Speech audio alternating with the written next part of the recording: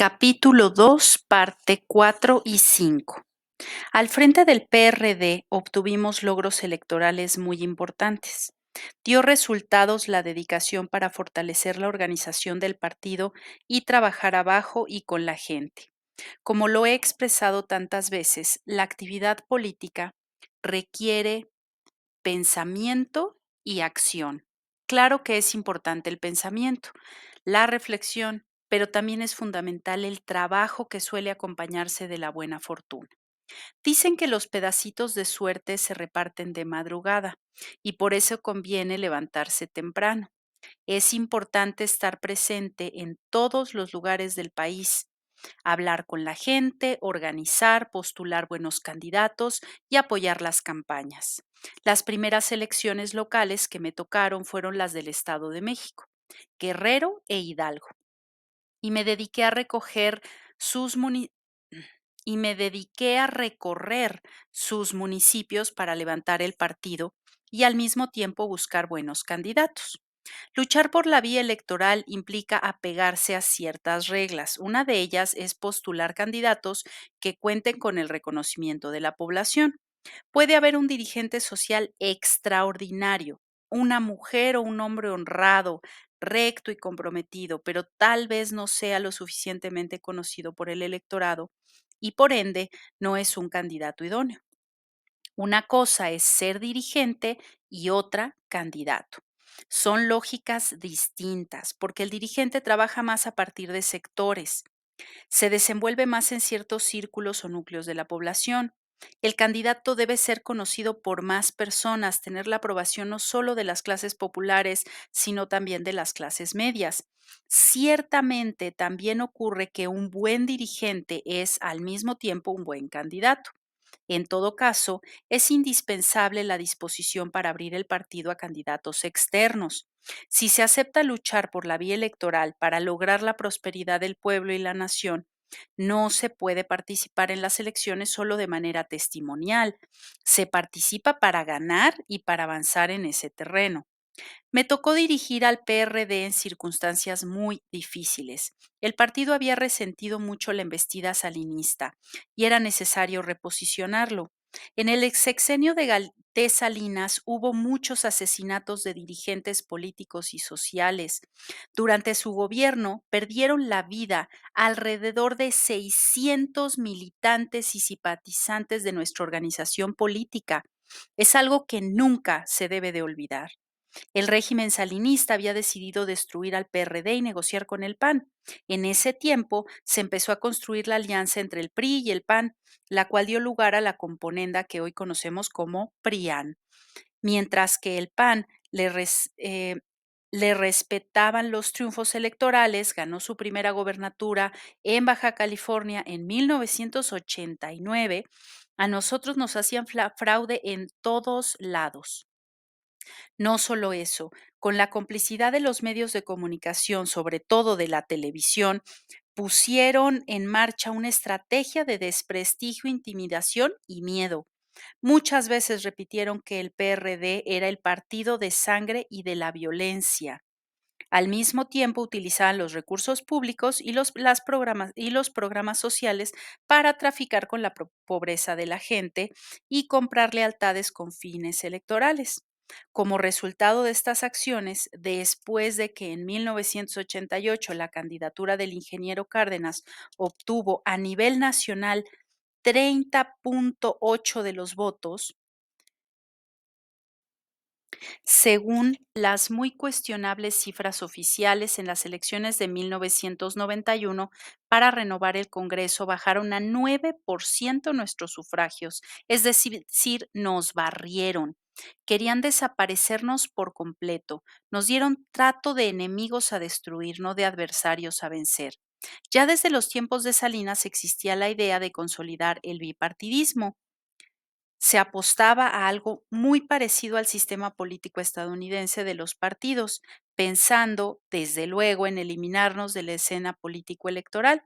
Nuestros adversarios querían la alternancia entre el PRI y el PAN, pero sin ningún cambio fundamental, porque la diferencia entre estos dos partidos es como la que puede haber entre Coca-Cola y Pepsi-Cola. Para entonces, el revolucionario institucional había perdido todo rastro de contenido social de su ideología original y coincidía con Acción Nacional en lo sustancial de la política económica, en tanto que el panismo empezaba a prescindir de sus posturas a favor de la formalidad demócrata y aprendía paso a paso acelerado las malas artes de la adulteración de la voluntad popular. Las franquicias de estos dos partidos llegaron a estar en manos de los oligarcas y las usaban según les convenía, afiliándose y haciendo postular por uno o por otro, o bien utilizando a ambos de la defensa de sus intereses. Últimamente, como ya se les acabó el truco de la supuesta alternancia, han decidido declararse y actúan sin tapujos, con un solo partido, el PRIAN, y asociados lo que le he denominado el bloque conservador.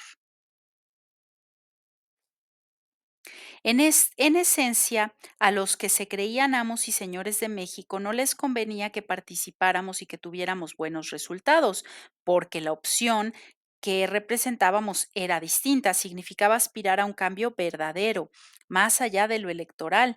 Era y sigue siendo dar a la participación política una dimensión social, luchar contra la desigualdad económica, la corrupción y la impunidad, reivindicar las demandas de la mayoría, ser consecuentes con la consigna arriba los de abajo, la cual no debe leerse como abajo los de arriba, sino como abajo los privilegios. Decididos a no ser relegados, buscamos colocarnos en el centro de la acción política y lo conseguimos. En la elección federal intermedia de 1997, el PRD desplazó al PAN como segunda fuerza en la Cámara de Diputados. Esto se logró con el trabajo de base, con la unidad y con la postulación de candidatos externos.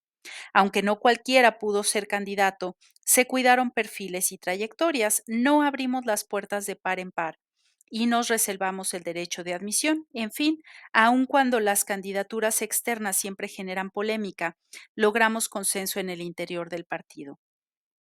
Nunca hubo un reclamo por la invitación a algún personaje de la sociedad civil para que incorporara como candidato del PRD. Casi no hubo problemas y sí entraron personas que venían del PRI y otras sin partido. Por esa apertura fueron legisladores Bernardo Batis, María Rojo, Ricardo García Sainz, Enrique González Pedrero y otros más. Parte 5. Durante el tiempo que fui presidente del PRD, se alcanzaron los siguientes resultados electorales. A fines de 1996, en las elecciones locales del Estado de México, pasamos de gobernar 7 municipios a 27, incluyendo Ciudad Netzahualcóyotl, de los más poblados del país. En Guerrero gobernábamos 13 municipios y triunfamos en 21. En Hidalgo solo gobernábamos en Tezontepec, de Almada, de Aldama. Y en la elección del 10 de noviembre de 1996 ganamos 7 ayuntamientos. En Morelos pasamos de 1 a 13 municipios y en ese estado prácticamente empatamos en votación con el PRI, que obtuvo 34.3, mientras que nosotros logramos 33.6%. Como ya lo mencioné en la elección federal intermedia de 1997, desplazamos al PAN como segunda fuerza nacional. Pasamos de 7 diputados de mayoría a 70 y ganamos la jefatura de gobierno del Distrito Federal con Cuauhtémoc Cárdenas, quien, como en 1988, se convirtió en un gran atractivo para avanzar en el ámbito nacional. Además, se ganaron las gubernaturas de Zacatecas, Baja California Sur y Tlaxcala. Es decir, de no tener ninguna, obtuvimos 4, incluido el Distrito Federal. Y me adelanto a subrayar lo sabido. En 2018, Morena no gobernaba en ningún estado y ahora, junto con sus aliados, lidera 23 de los 32 estados de la República. Gracias por escucharnos. Hasta aquí el capítulo o fragmento del día de hoy. Mañana subiremos otro tanto. Dale clic a suscribirte y a la campanita para recibir las notificaciones. Gracias.